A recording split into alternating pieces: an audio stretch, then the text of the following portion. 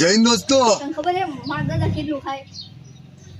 50 લાડવા ખાઈ જાય ને ઈ તો કઈ ન કયો એક ટીમનું સેજ પી જાય ઓહો હા હોય જ છે ને આ ફાંકા ઠોકે છે હવે મારે થોડાક ફાંકા ઠોકીને ભાગી જાય ને એવું કરવું છે મારા દાદા હે ને જંગલમાં ગયા ત્યાં કઈક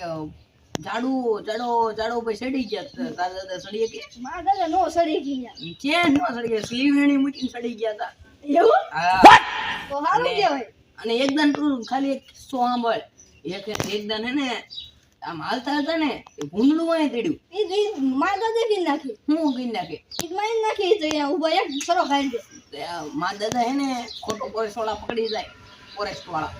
એટલે હે ને પેલા ભૂંડળું પાયા ને આમ